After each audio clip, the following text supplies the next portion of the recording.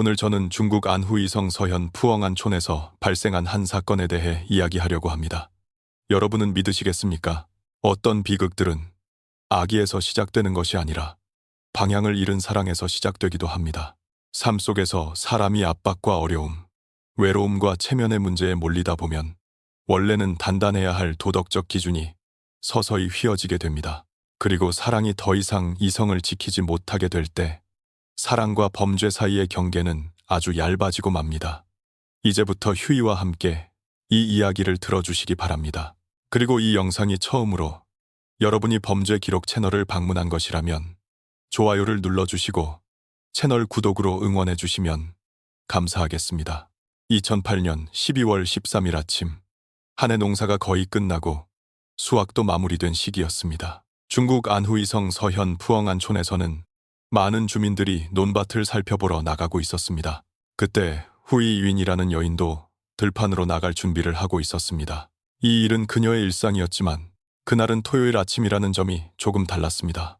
그래서 딸인 판판은 평소처럼 학교에 가지 않고 집에 머물게 되었습니다. 집안은 전기를 아끼기 위해 다소 어두웠고 마침 바깥 날씨도 흐리지도 맑지도 않은 온화한 상태였습니다. 그래서 후이윈은 딸이 자연광을 활용해 숙제를 할 수 있도록 집 앞에 의자를 놓아주었습니다.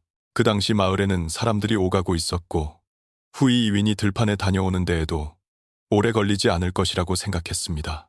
수확이 어디까지 진행되었는지 살펴보고 논에 병해충이 있는지 확인하는 정도였기 때문에 특별한 문제가 없다면 금방 돌아올 예정이었습니다. 그런데 약 30분 후 그녀가 걸어서 집으로 돌아왔을 때 집 앞에는 딸이 앉아 공부하던 의자만 남아 있었고 판판의 모습은 보이지 않았습니다. 처음에는 아이가 잠시 놀러 나간 것이라 생각했습니다. 하지만 몇 번이나 이름을 불러도 대답이 없자 점점 불안해지기 시작했습니다. 평소 판판은 집 근처에서만 지냈고 어딘가로 갈 때는 반드시 어머니에게 허락을 받던 아이였습니다. 걱정이 커진 후이이위는 급히 아이를 찾아 나섰고 소식을 들은 마을 사람들도 함께 나누어 수색에 나섰습니다. 판판은 당시 11살로 마을의 한 초등학교 4학년에 다니고 있었습니다. 성격은 다소 내성적이어서 평소에 밖에서 노는 일이 많지 않았습니다. 어머니는 딸의 친구 집과 친척 집까지 모두 찾아갔지만 누구도 판판이 다녀간 적이 없다고 말했습니다. 상황이 심각하다고 느낀 후이이위는 외지에서 일하고 있던 판판의 아버지 팡춘위에게 전화를 걸어 딸이 실종되었다는 사실을 알렸습니다. 소식을 들은 아버지는 즉시 집으로 돌아와 수색에 합류했습니다. 그 무렵 마을 사람들은 판판이 어머니가 보이지 않자 찾으러 나섰다가 근처 연못가에서 잠시 기다리다 실수로 미끄러져 물에 빠졌을 가능성을 이야기하기 시작했습니다. 이런 추측은 충분히 현실적이었습니다.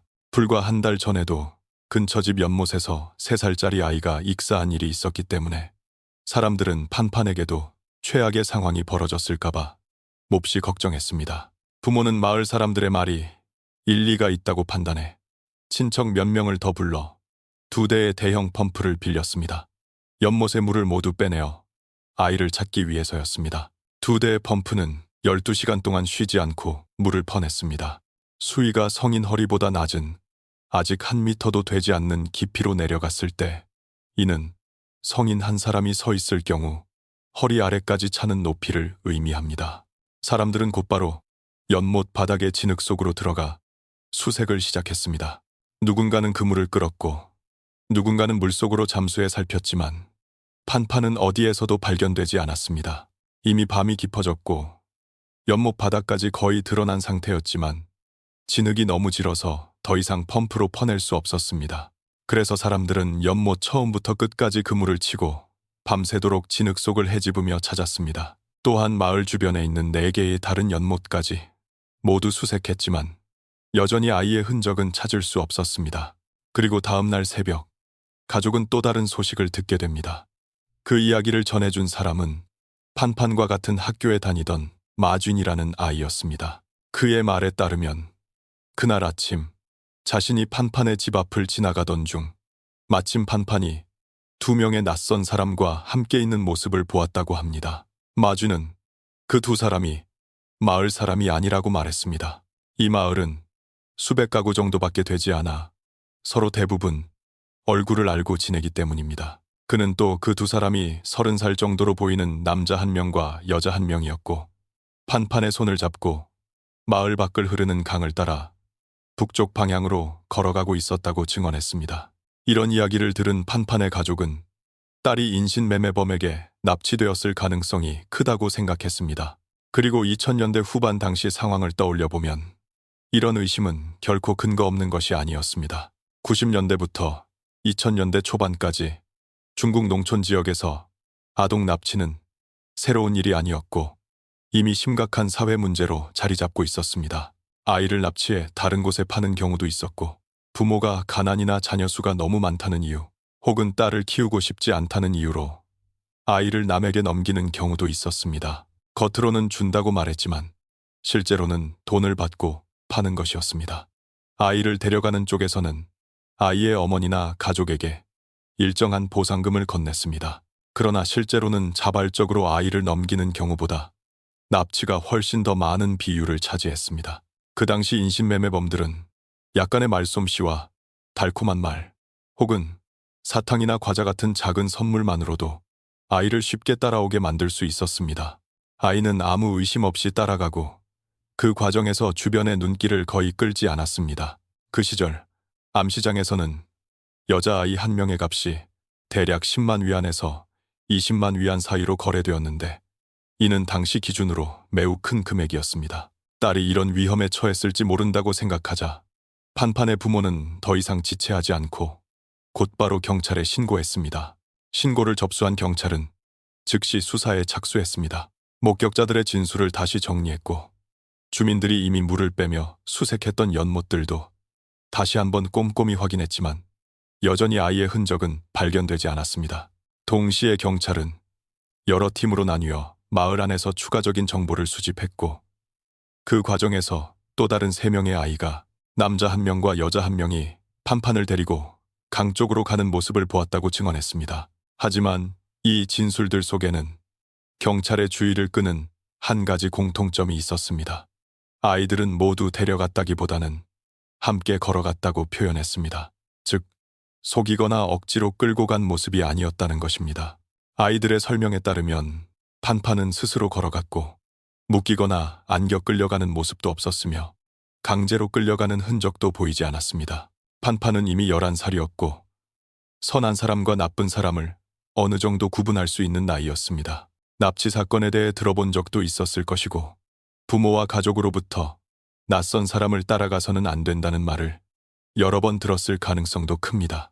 게다가 성격이 내성적인 아이였기 때문에 쉽게 모르는 사람을 따라갔을 것 같지는 않았습니다.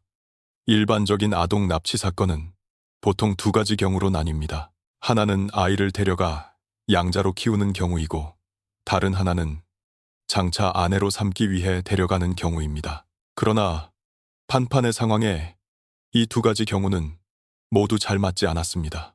먼저 양자로 삼는 경우를 생각해 보더라도 판판은 이미 11살로 부모의 이름과 집 주소를 분명히 알고 있었기 때문에 기억이 분명한 이 나이의 아이를 양자로 삼는 것은 현실적으로 어렵습니다.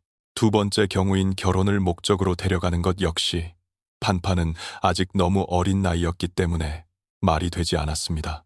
그래서 목격자들이 판판이 2 사람과 함께 걸어가는 모습을 보았다는 점을 종합해보면 이 2 사람은 판판이 어느 정도 알고 있던 인물일 가능성이 높았습니다. 마을 사람은 아니어서 낯설게 보였을 뿐 판판에게는 완전히 모르는 사람이 아니었을 수도 있다는 것입니다. 바로 그 무렵 한 경찰이 판판의 집에서 약 20m 떨어진 한 집 대문 앞의 콘크리트 바닥에서 핏자국을 발견했습니다. 이 거리는 성인 걸음으로 약 20걸음 정도에 해당하는 가까운 거리입니다. 그 집에는 류씨 성을 가진 할머니와 손자 2 사람만이 함께 살고 있었습니다. 할머니는 80살이었고 손자는 17살의 청년으로 이름은 류상이라고 했습니다. 부모가 모두 세상을 떠난 뒤 2 사람은 이 집에서 함께 살아왔습니다. 이 청년은 평소 말수가 적고 사람들과 잘 어울리지 않았으며 성격이 내성적이고 다소 거칠다는 평가를 받고 있었습니다. 마을 사람들은 그 청년과 거의 말을 섞지 않았습니다. 류상은 중학교를 마친 뒤 학업을 그만두었고 평소에는 매일 자전거를 타고 아침부터 해가 질 무렵까지 일을 하러 다녔습니다. 그런데 일요일부터, 그러니까 판판이 실종된 뒤 하루가 지나고 나서부터 류상은 마을로 돌아오지 않았습니다. 사람들이 물어보자 할머니는 손자가 멀리 나가 일하게 되었다고 말했습니다. 집 근처에서는 임금이 너무 낮아서 도시로 들어가 일자리를 구하려 한다는 것이었습니다. 그때 경찰은 현장에서 채취한 혈흔 샘플을 가져가는 동시에 류 할머니에게 류상의 전화번호가 있는지 물었습니다. 할머니는 손자에게 휴대전화가 없지만 새로 지원한 식당의 유선전화 번호는 알고 있다고 했습니다. 경찰은 할머니가 준 번호로 전화를 걸어 류상과 연락이 닿았습니다. 류상은 친구와 함께 허페이로 가서 일을 하고 있다고 말했습니다. 도망친 것이 아니라 일을 하러 간 것뿐이라고 했습니다. 그리고 경찰이 본 대문 앞의 빗자국은 아마 닭피일 거라고 덧붙였습니다. 전날 덩치가 아직 다 크지 않은 어린 닭 한 마리가 문턱 가까이로 뛰어들어와서 자신이 문을 받치던 벽돌을 집어 던졌는데 그때 피가 묻은 것이라는 설명이었습니다. 말을 거기까지 하고 나서 류상은 일이 바쁘다며 전화를 끊어버렸습니다. 하지만 만약 정말 닭피라면 그 정도로 피가 나왔다는 것은 닭이 크게 다쳤다는 뜻이어야 합니다. 그런데 류상 집의 닭장에서는 다친 닭이 보이지 않았습니다. 그럼에도 감정 결과 대문 앞 혈흔은 사람의 피가 아니라는 결론이 나왔습니다. 경찰은 다시 허페이에 연락해 류상과 한 번 더 통화했습니다. 이번에는 류상이 이런 말을 덧붙였습니다. 그 닭이 이미 다쳐서 다리를 절고 있었고 살아남아도 장애가 남아 제대로 크지 못할 것 같았다고 했습니다. 또 할머니가 그 사실을 알면 자신의 거친 성격을 꾸짖을까봐 두려웠다고 했습니다. 그 닭은 아직 살이 덜 찬 어린 닭이라 먹기도 애매해서 결국 정원 한쪽 구석에 묻어버렸다는 것입니다. 집에는 닭이 10마리도 넘게 있었고 할머니는 눈도 좋지 않아 하나하나 다 살피지 못한다고도 했습니다. 확인 결과 경찰은 류상이 제공한 정보가 사실과 크게 어긋나지 않다고 판단했고 집안을 수색해도 판판과 관련된 다른 단서는 발견되지 않았습니다. 사건은 다시 처음으로 되돌아간 셈이었습니다. 경찰은 어쩔 수 없이 3명의 목격자가 제공한 단서를 따라 판판 가족과 아는 사이이면서도 마을 사람이 아닌 인물들을 찾아 하나씩 확인하기 시작했습니다. 다만 경찰은 납치의 동기가 높지 않다고 보는 분위기가 강했고 사건은 그렇게 9날이 지나도록 새로운 진전이 없었습니다.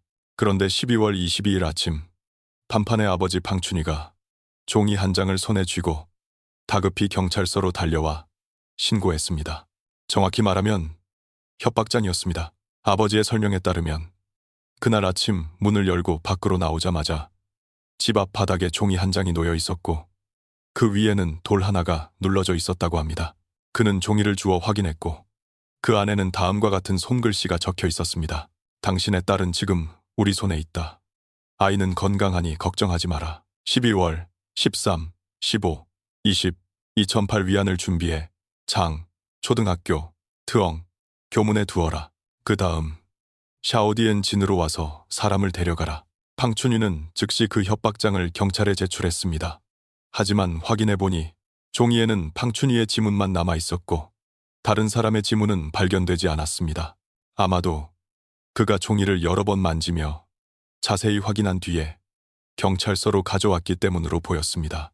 겉으로는 전형적인 납치 협박장처럼 보였지만 실제로는 납득하기 어려운 점이 많았습니다. 첫째, 납치범의 목적은 돈입니다. 그렇다면 보통은 부유하거나 최소한 어느 정도 형편이 되는 집을 노립니다. 그래야 돈을 빠르게 마련해 전달할 가능성이 크기 때문입니다. 그런데 팡춘이의 집은 마을에서도 손꼽히게 형편이 어려운 편이었습니다. 그런데도 왜 하필 그 집을 노렸을까요? 설마 집을 팔거나 재산을 처분하게 만들거나 여기저기 돈을 빌리게 해서 아이를 데려오려는 것일까요? 그렇게 하면 시간이 너무 오래 걸립니다. 게다가 이 종이의 글씨를 자세히 보면 글씨체가 미숙하고 필압이 일정하지 않습니다. 종이도 학생들이 쓰는 평범한 공책 종이를 찢어낸 것처럼 보였습니다. 성인의 글씨라기보다는 청소년의 글씨에 가깝다는 인상을 줍니다. 이는 작성자가 학력이 낮거나 혹은 아직 아주 젊다는 가능성을 시사합니다. 그리고 협박장이 등장한 시점 자체도 시간상 어딘가 이상한 구석이 있었습니다. 판판은 12월 13일에 실종되었지만 협박장은 무려 9날이 지난 뒤인 12월 22일에야 집 앞에 놓였습니다. 일반적인 납치 협박 범죄라면 범인은 아이를 데려간 직후 곧바로 가족과 연락을 취합니다. 굳이 9날이나 기다릴 이유가 없는 것입니다. 더구나 협박장의 내용 자체도 매우 이상했습니다. 그 종이에는 몸값으로만 위안을 요구하면서 초등학교 정문에 돈을 두라고만 적혀 있을 뿐 어느 날 몇 시에 두어야 하는지는 전혀 언급되어 있지 않았습니다. 납치 협박에서 가장 중요한 요소는 몸값 전달입니다. 그렇다면 언제, 어디에, 어떤 방식으로 돈을 두어야 하는지, 그리고 경찰에 신고하지 말라는 경고가 반드시 포함되어야 합니다. 그러나 이 협박장에는 그런 핵심적인 내용이 전혀 없었습니다. 그렇다면 만 위안을 들고 그곳에 가서 어떻게 전달하라는 것일까요? 학교 정문 앞에 그냥 두고 돌아오라는 것일까요? 누군가 가져가 버리면 어쩔 것인지에 대한 설명도 없습니다. 아니면 납치범이 정문 앞에서 계속 지키며 기다리기라도 한다는 말일까요? 이런 여러 정황으로 미루어 볼 때 경찰은 판판의 실종 사건의 수상한 점이 너무 많다고 판단했습니다. 아이는 이미 불행한 일을 당했을 가능성이 높았고 이 협박장은 실제 납치범이 보낸 것이 아니라 수사를 혼란스럽게 만들기 위한 연막일 가능성이 커 보였습니다. 편지를 쓴 사람은 시간을 끌어 모두가 판판이 아직 살아있고 어딘가에 감금되어 있다고 믿게 만들려 했을지도 모릅니다. 이런 판단 아래 서현 경찰은 사건을 단순 실종이 아닌 살인 의심 사건으로 전환했습니다. 경찰은 수사 인력을 두 개의 팀으로 나누었습니다. 한 팀은 사건 당일의 목격자들을 다시 불러 추가 진술을 확보했고 다른 한 팀은 사건이 발생한 푸엉안촌에 집중해 마을 전체를 샅샅이 뒤지기 시작했습니다.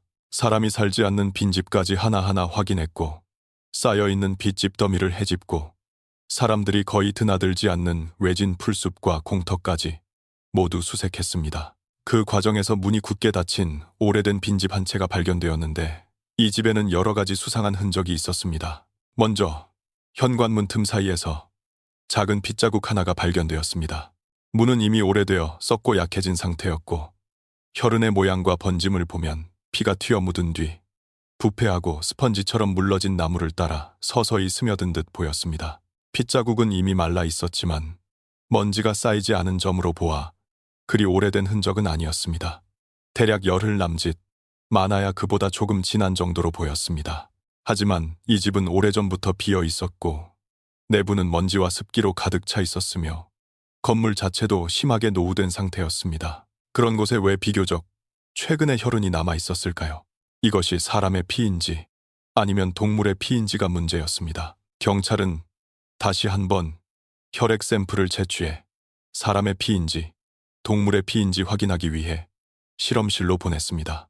결과를 기다리는 동안 형사들은 혈흔의 형태를 면밀히 분석했고 살펴볼수록 이상한 점이 더 드러났습니다. 만약 피가 튀어 생긴 흔적이라면 보통은 이런 하나의 자국만 남기보다는 주변의 작은 점 형태의 혈흔들이 함께 나타나야 합니다. 손가락 끝 정도 크기의 혈흔 하나만 남아있고 주변에 다른 흔적이 거의 없는 경우는 드뭅니다. 게다가 문 앞 바닥에는 피가 전혀 없었습니다. 이곳은 흙바닥이 아니라 돌과 벽돌로 된 바닥이었기 때문에 피가 떨어졌다면 분명 흔적이 남아야 했습니다. 그렇다면 이 문에 남은 핏자국은 어떻게 생긴 것일까요? 더 자세히 보니 혈흔이 묻은 부분 근처에는 못이 박혀 있었습니다. 자세히 살펴볼수록 이 핏자국은 문 바깥에서 묻은 것이 아니라 문 안쪽에서 스며나온 흔적으로 보였습니다. 못이 박힌 부분에는 구멍이 나 있었고 피는 그 구멍을 따라 문 안쪽에서 바깥쪽으로 흘러나온 듯 했습니다. 이 추정이 맞다면 문 뒤쪽에는 상당히 많은 양의 피가 있었어야만 이런 흔적이 생길 수 있습니다. 또한 혈흔의 위치는 그리 높지 않았습니다. 지면에서 약 50cm 정도 위에 있었는데 이는 성인의 무릎보다 약간 위 정도의 높이에 해당합니다. 만약 누군가 이 문 뒤쪽에서 공격을 당해 피를 흘렸다면 그 사람은 서 있는 상태라기보다는 앉아 있거나 쓰러진 자세였을 가능성이 큽니다. 바로 그 시각 신속 감정 결과가 나왔고 문에 묻은 혈흔은 사람의 피라는 사실이 확인되었습니다. 그리고 거의 동시에 목격자들을 조사하던 수사팀으로부터 새로운 보고가 들어왔습니다. 그것은 바로 여러 목격자들이 판판이 남자 한 명과 여자 한 명에게 이끌려갔다고 증언했던 그 내용에 관한 추가 정보였습니다. 그 남자 한 명과 여자 한 명이 판판을 데리고 갔다는 이야기는 사실 아이들 사이에서 지어낸 말이 입에서 입으로 퍼진 것이었습니다. 한 아이가 무심코 한 말을 다른 아이가 또 다른 사람에게 전했고, 그렇게 하다 보니 어느새 소문이 되어버린 것입니다. 어른들이 찾아와 묻고 경찰까지 와서 진술을 적기 시작하자 아이들은 더 겁이 나서 자신들이 거짓말을 했다는 사실을 차마 말하지 못했습니다. 그렇게 잘못된 정보가 사실처럼 굳어졌을 뿐 실제로 판판이 누군가에게 이끌려가는 모습을 본 사람은 아무도 없었던 것입니다. 이렇게 되자 판판의 실종은 다시 미궁에 빠졌고, 문제는 이 버려진 집의 문에 스며든 혈흔이 과연 사건과 관련이 있느냐는 것이었습니다. 이런 상황에서 경찰은 전문 장비를 사용해 낡은 나무 문을 강제로 열었습니다. 문 안으로 들어서자 집안 곳곳에는 분사된 형태의 혈흔이 널려 있었습니다. 나무 문 안쪽과 그 근처에 놓인 의자 위에도 피가 튄 흔적이 선명하게 남아 있었습니다. 신속 감정 결과 이 혈흔들 역시 모두 사람의 피로 확인되었습니다. 상황이 매우 심각하다고 판단한 경찰은 즉시 현장을 봉쇄하고 버려진 집에 대한 전면적인 감식을 진행했습니다. 문 뒤쪽에 집중적으로 튄 혈흔뿐만 아니라 집 안에는 여기저기 피가 번진 흔적들이 남아 있었습니다. 이 정도의 출혈이라면 피해자가 중상을 입었거나 이미 사망했을 가능성이 매우 높았습니다. 그러나 집 안팎의 물건들은 제자리에 놓여 있었고 움직인 흔적은 없었으며 먼지도 두껍게 쌓여 있었습니다. 이는 피해자가 거의 저항하지 않았고 격렬한 몸싸움이나 다툼의 흔적이 없었다는 점을 시사했습니다. 경찰은 이 혈흔이 판판의 것인지 확인하기 위해 DNA 검사를 진행하기로 결정했습니다. 그래서 한 팀의 경찰이 판판의 부모를 찾아가 혈액 샘플 제공을 요청했습니다. 그런데 뜻밖에도 판판의 부모는 이를 단호하게 거절했습니다. 수사는 수사대로 하되 피를 뽑아 대조하는 일에는 응할 수 없다는 것이었습니다. 여러분은 이 상황이 이상하게 느껴지지 않으십니까? 딸이 실종된 상태인데도 말입니다. 버려진 집에서 발견된 단서들로 보아 판판은 이미 살해되었을 가능성이 매우 컸습니다. 그럼에도 부모가 DNA 검사를 거부한다는 것은 혹시 이 일에 부모가 관련되어 있는 것이 아니냐는 의문을 낳게 했습니다. 여러 차례 설득 끝에 후이 2위는 마침내 부부가 수년 동안 숨겨온 비밀을 털어놓았습니다. 판판은 사실 이 부부의 친딸이 아니었습니다. 1992년 후이 2위는 한 아이를 낳았지만 안타깝게도 그 아이는 얼마 살지 못하고 세상을 떠났습니다. 그 이후로 6, 7년 동안 임신을 할 때마다 아이를 끝내 지켜내지 못했고 병원 검사 결과 더 이상 임신이 불가능하다는 진단을 받았습니다. 그러던 중 그녀가 36살이 되었을 무렵 여동생이 임신을 하게 되었습니다. 하지만 그 여동생은 이미 이혼한 상태였고 아이는 연인과의 사이에서 생긴 아이였습니다. 그 연인은 책임을 지지 않고 사라졌습니다. 여동생은 아이를 지우려 했지만 당시 태아는 이미 거의 4달이 되어 있었고 위험하기도 했으며 무엇보다 마음이 아팠습니다. 게다가 후이 이윈에게는 아이가 없었습니다. 그래서 그녀는 여동생에게 다른 마을의 임시 거처로 가서 아이를 낳으라고 권했고 생활비는 자신이 보내주겠다고 했습니다. 자신은 마을에 남아 일을 하면서 배가 불러온 것처럼 지내겠다고 했습니다. 몇 달만 버티면 아이의 생명을 살릴 수 있고 동시에 자신도 아이를 얻을 수 있다는 생각이었습니다. 아들이든 딸이든 상관없이 아이만 있으면 된다고 부부는 생각했습니다. 계획대로 출산 시기가 되자 후이 이위는 여동생이 있는 곳으로 가면서 마을 사람들에게는 나이가 있으니 안전을 위해 큰 도시로 가서 출산한다고 말했습니다. 그리고 그렇게 갓 태어난 여자아이를 안고 집으로 돌아왔습니다. 그 아이가 바로 판판이었고 부부는 그녀를 입양해 키웠던 것입니다. 그러나 마을 사람들은 모두 그녀가 후이 이윈의 친딸이라고 믿고 있었습니다. 이 비밀은 무려 11해 동안 숨겨져 왔습니다. 진실을 알게 된 경찰은 즉시 판판의 친어머니가 살고 일하고 있는 후베이로 사람을 보내 혈액 샘플을 채취했습니다. 며칠 뒤 돌아온 결과는 명확했습니다. 현장에서 채취한 혈흔의 DNA와 판판의 친어머니에게서 채취한 혈액 사이에는 직계 혈연 관계가 확인되었습니다. 이는 버려진 집에서 발견된 피가 바로 판판의 것이라는 뜻이었습니다. 그렇다면 판판은 어떻게 이 집에 오게 되었던 것일까요? 그리고 아이를 해친 사람은 어떤 목적을 가지고 있었던 것일까요? 우선 한 가지는 분명해졌습니다. 판판은 이미 살해되었고 이 버려진 집이 바로 사건의 최초 현장이었다는 점입니다. 그러나 집안에서는 몸싸움이나 격렬한 다툼의 흔적이 전혀 발견되지 않았고 판판의 시신 또한 찾을 수 없었습니다. 11살짜리 아이에게서 재산을 노린 범행일 가능성은 거의 없습니다. 아이에게는 훔칠 만한 돈이 있을 리가 없기 때문입니다. 원한에 의한 범행일 가능성도 높지 않았습니다. 판판의 부모는 가난했고 누군가와 심각한 갈등을 겪은 적도 없었습니다. 판판 역시 겨우 11살에 불과해 다른 사람과의 다툼 때문에 목숨을 잃을 만한 상황은 아니었습니다. 그렇다면 남는 가능성은 하나, 범행의 동기가 성적 침해였을 가능성이었습니다.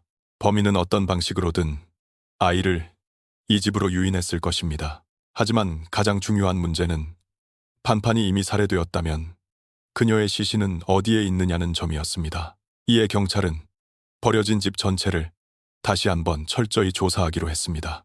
잡동사니를 보관하던 작은 방 하나에서 먼지가 쌓인 여러 물건들이 겹겹이 쌓여 있는 가운데 낡은 돗자리 하나가 발견되었습니다.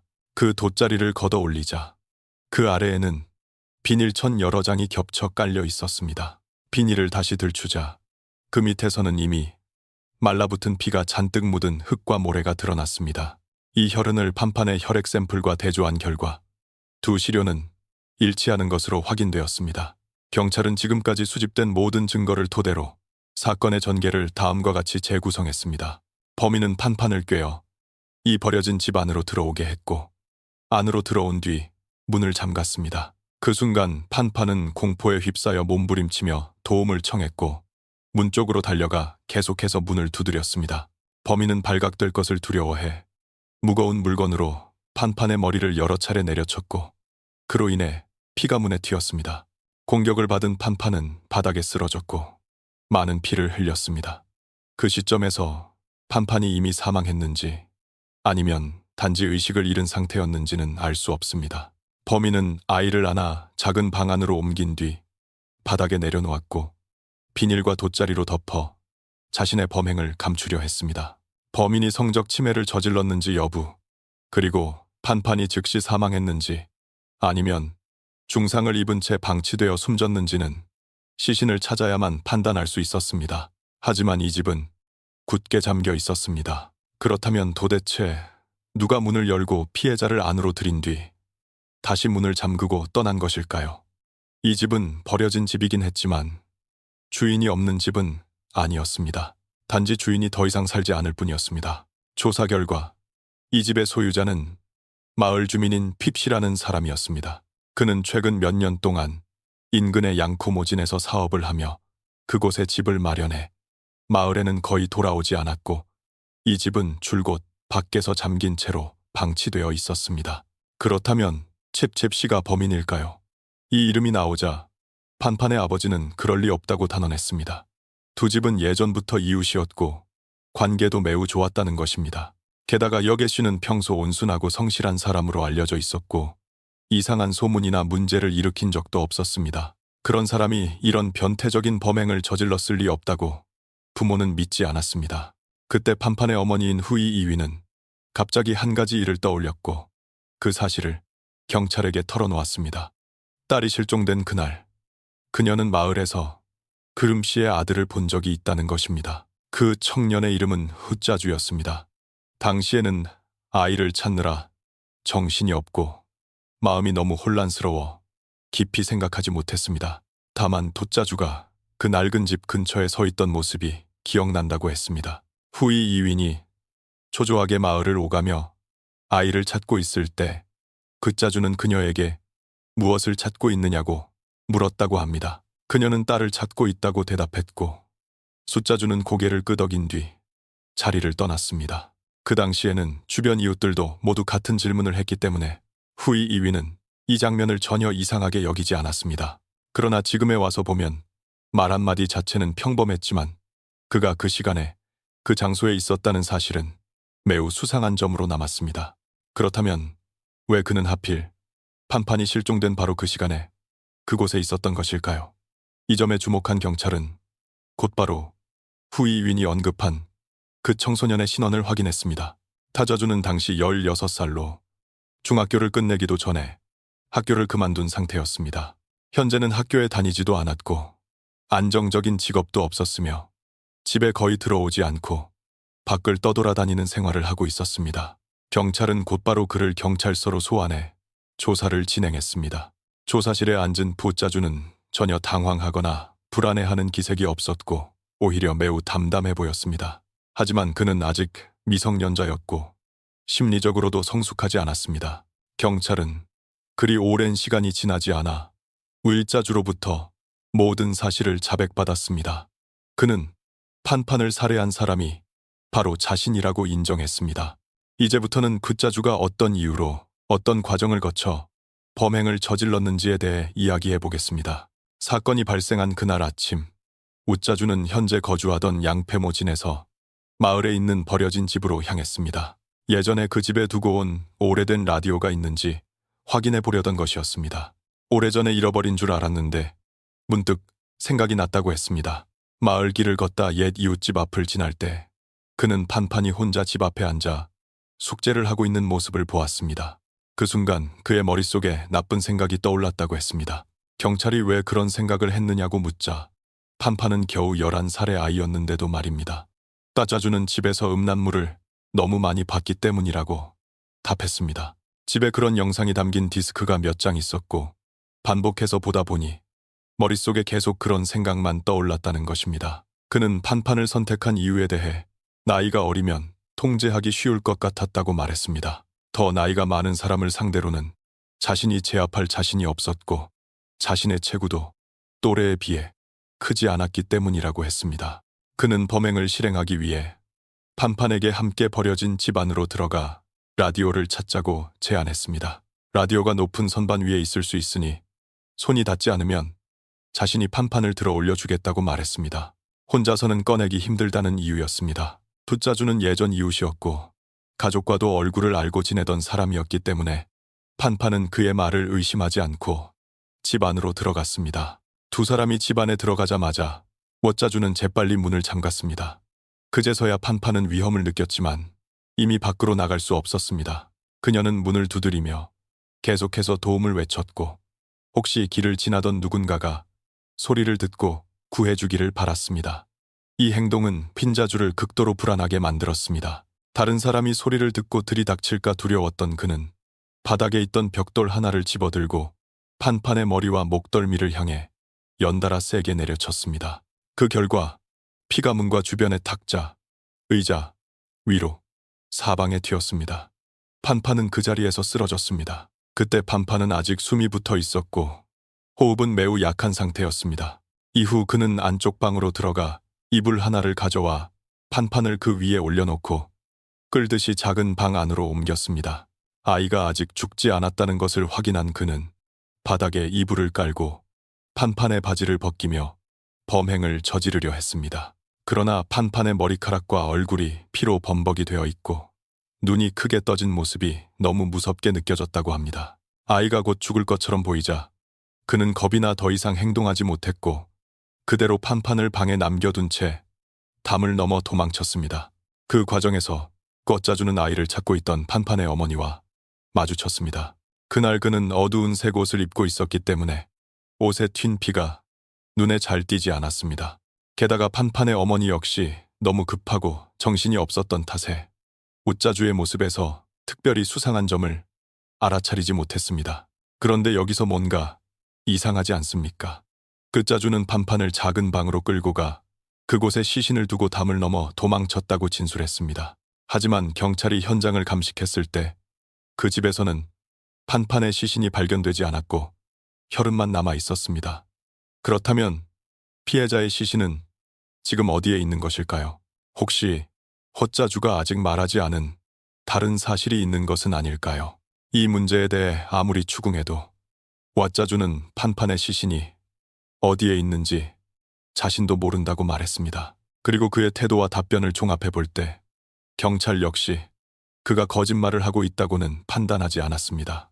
이미 가장 무거운 죄인 살인을 저질렀다는 사실도 인정했고 비열한 의도 역시 자백한 상황이었기 때문에 굳이 시신을 숨길 만한 추가적인 동기는 크지 않아 보였습니다. 그래서 경찰은 판판의 시신을 다른 곳으로 옮긴 사람이 따로 있으며 그 목적은 돛자주를 감싸기 위한 것일 가능성이 높다고 판단했습니다. 그리고 경찰이 가장 먼저 떠올린 인물은 바로 그의 아버지 그레쉬였습니다. 그런데 제프 씨는 아들이 체포되어 경찰 조사를 받고 있다는 사실을 알게 되자 곧바로 경찰서로 찾아와 자수했습니다. 그는 자신이 다른 성으로 출장을 다녀온 뒤에야 집으로 돌아왔고 그때서야 이웃에게서 아들이 전날 경찰에 연행되었다는 이야기를 들었다고 말했습니다. 주추 씨의 진술에 따르면 판판이 실종된 지 약 사흘쯤 지난 뒤 그는 우연히 마을에 들러 예전에 쓰던 물건들을 챙기러 왔다고 합니다.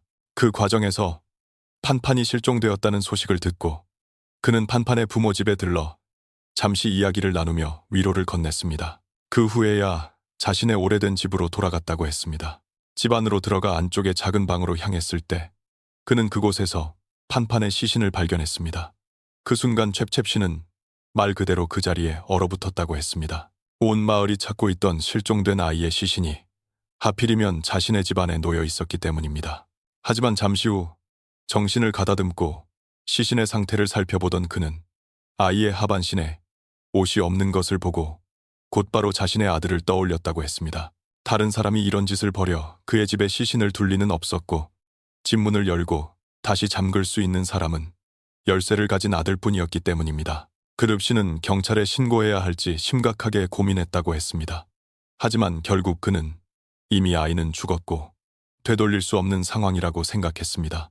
자주는 그의 외아들이었고 만약 경찰에 신고하면 아들의 인생은 완전히 끝장날 것이라 여겼습니다. 결국 그는 아들을 위해 범죄를 은폐하기로 결심했습니다. 그는 비닐봉지와 두꺼운 이불로 판판의 시신을 감싸고 그것을 큰 자루에 넣었습니다. 그리고 세 바퀴 손수레를 구해 시신을 실은 뒤 갓 수확한 볏짚을 그 위에 가득 덮었습니다. 해가 질 무렵 그는 그 수레를 끌고 양계보 진에 있는 자신의 새 집으로 향했습니다. 이 모든 과정에서 그는 아들에게 자신이 범행을 알아차렸다는 사실이나 시신을 옮겼다는 사실을 전혀 알리지 않았습니다. 아들이 이 사실을 알게 되면 겁에 질려 도망칠 수 있고 그러면 경찰이 갑작스럽게 거주지를 떠난 인물을 추적하면서 일이 드러날까봐 두려웠기 때문이라고 했습니다. 그렇다면 국국 씨는 판판의 시신을 어떻게 그리고 어디에 숨겼을까요? 그는 시신을 멀리 옮기지 않았습니다. 바로 자신의 새 집 안에 숨겼습니다. 그는 직업이 건축일이었기 때문에 계단 아래 공간을 떠올렸습니다. 계단 밑에 빈 공간에 판판의 시신을 넣고 그 위를 벽돌과 시멘트로 완전히 막아 봉인한 것입니다. 이로써 사건은 완전히 밝혀졌습니다. 범인은 검거되었고 피해자의 시신도 발견되었습니다. 판판의 부모 집 앞에 놓였던 협박장은 사실 펜자주가 수사를 혼란스럽게 만들기 위해 꾸며낸 것이었습니다. 그는 몸값을 받을 생각도 없었고 날짜나 시간 같은 세부 사항에도 전혀 신경 쓰지 않았습니다. 그저 아무 말이나 적어 협박장처럼 보이게 만든 뒤 12월 21일 밤에 몰래 집 앞에 놓아두었던 것입니다. 자주는 범행 당시 아직 만 16살이 되지 않은 미성년자였고 몇 달 뒤에야 16살이 되는 상태였습니다. 그 결과 그는 징역 14년을 선고받았습니다. 취추 씨는 시신을 은닉하고 증거를 훼손한 혐의로 징역 2년을 선고받았습니다. 이 사건으로 아버지와 아들 두 사람 모두 감옥에 가게 되었습니다. 이 사건에 대해 사회에서는 과연 어떤 말들이 오갔을까요? 휴이는 이런 생각이 들었습니다. 기 씨는 정말 팔자가 사나워 그런 아들을 낳아 고생만 하다 결국 아들 때문에 감옥까지 가게 되었다는 말입니다. 이 말은 얼핏 들으면 어느 정도 맞는 말처럼 보이기도 합니다. 하지만 그것이 전부는 아닙니다. 다른 각도에서 보면 이런 말도 떠오릅니다. 아이를 키우기만 하고 제대로 가르치지 않으면 그 책임은 결국 아버지에게 돌아온다는 뜻입니다. 즉, 아이를 사랑한다면 반드시 올바른 방식으로 사랑해야 합니다. 어떻게 사랑하고 어떻게 가르칠 것인지가 중요합니다. 지나치게 응석을 받아주고 방임한다면 그것은 더 이상 아이를 사랑하는 것이 아니라 오히려 아이를 해치는 일입니다. 우리는 아이의 잘못이 크든 작든 반드시 그때그때 올바르게 타이르고 바로잡아야 한다는 사실을 기억해야 합니다. 그렇지 않으면 아이는 점점 자라면서 실수도 함께 커지고 나중에 아무리 후회해도 되돌릴 수 없는 순간이 오고 맙니다. 아이를 가르치는 일은 모든 부모의 책임입니다. 나는 바쁘다. 생계를 위해 어쩔 수 없다. 삶이 너무 힘들어서 아이에게 신경 쓸 여유가 없다는 말로 넘겨서는 안 됩니다. 휴이는 아이란 부모에게 가장 큰 결실이라고 생각합니다. 그래서 아무리 바쁘더라도 무엇보다 먼저 아이에게 관심을 가져야 합니다.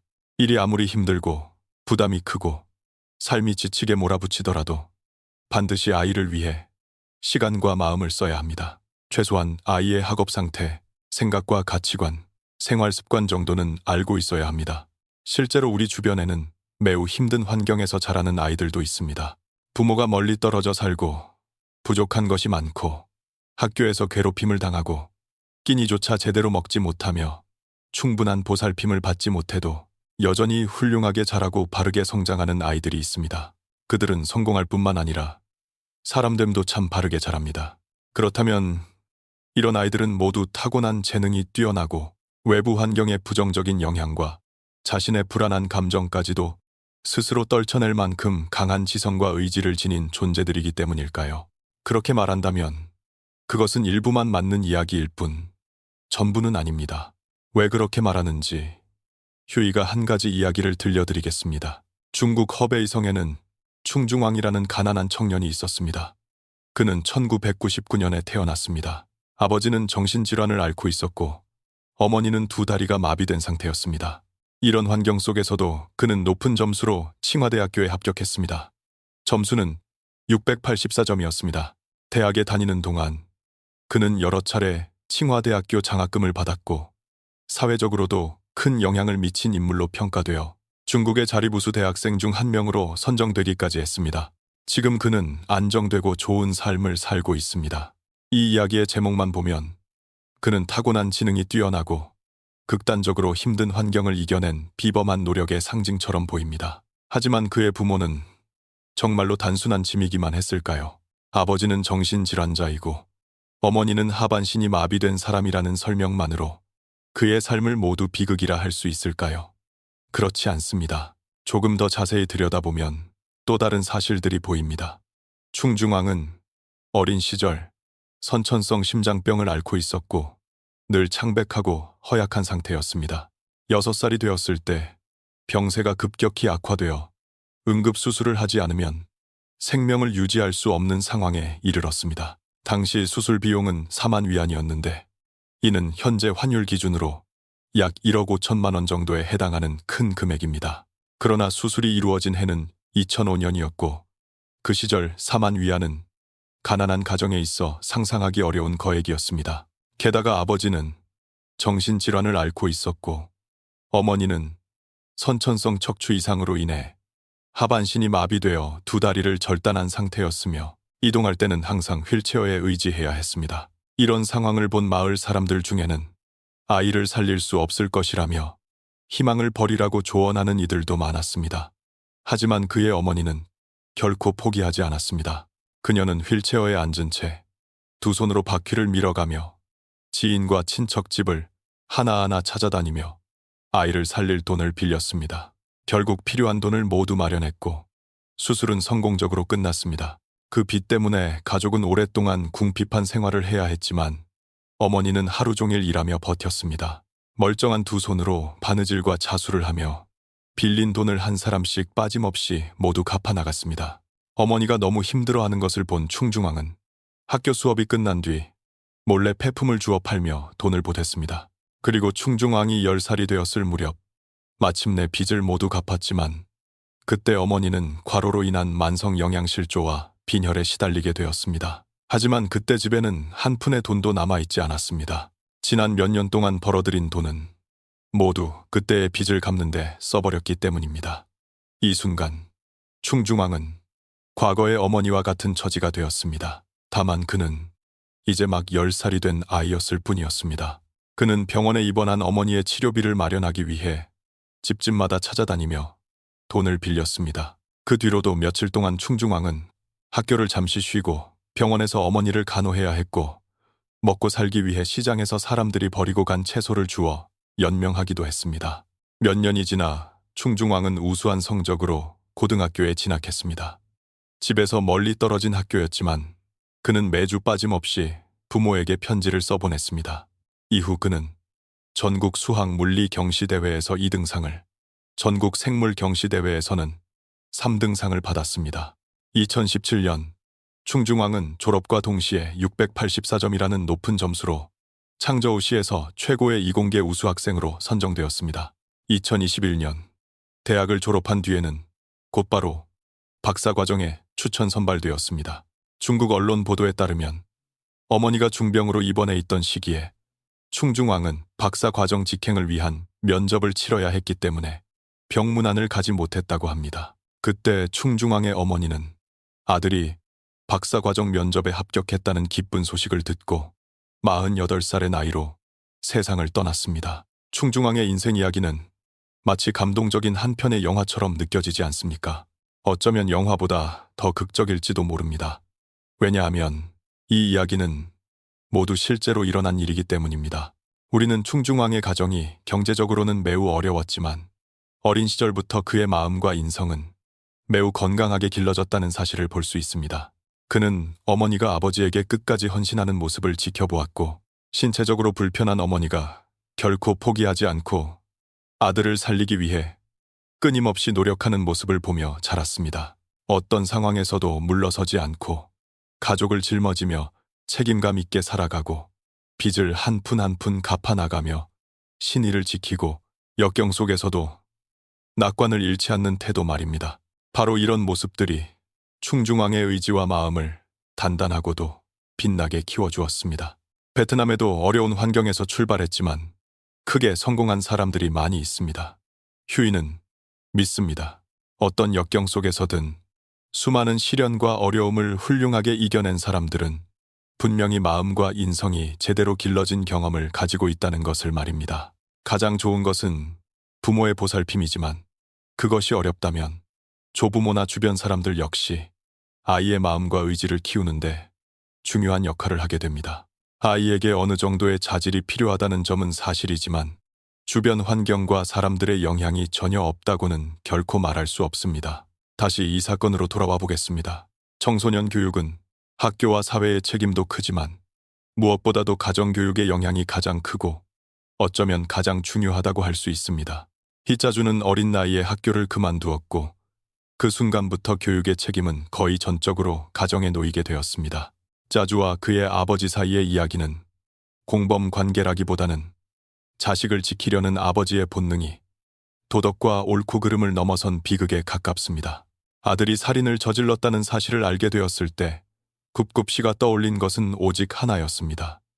아들이 붙잡히면 인생이 끝장난다는 생각뿐이었습니다. 자식을 사랑하는 마음에서 시작해 잃을까 두려워하고 어떻게든 구해보려다 결국 자신까지 범죄의 수렁에 빠져버린 것입니다. 진실을 숨기고 증거를 없애며 아들을 대신해 죄를 짊어졌습니다. 더 나아가 그렇게 끔찍한 범죄 앞에서도 아들에게 한마디 묻지 못하고 조용히 현장을 치우며 아들을 보호했다는 사실은 그 이전에도 크고 작은 일들에서 이미 수차례 아들을 방치하고 감싸왔다는 점을 짐작하게 합니다. 우리는 이 사건을 통해 범죄가 폭력에서만 비롯되는 것이 아니라 한계를 넘은 맹목적인 사랑에서도 태어날 수 있다는 사실을 보게 됩니다. 도덕과 이성을 넘어선 사랑은 결국 범죄의 공범이 될 수 있다는 것이지요. 여러분은 오늘 이야기한 이 사건의 여러 정황에 대해 어떻게 생각하십니까? 여러분의 생각을 댓글로 남겨주시기 바랍니다. 그리고 이 영상이 마음에 드셨다면 좋아요를 눌러주시고 채널 구독을 통해 다음 이야기들도 함께 해주세요.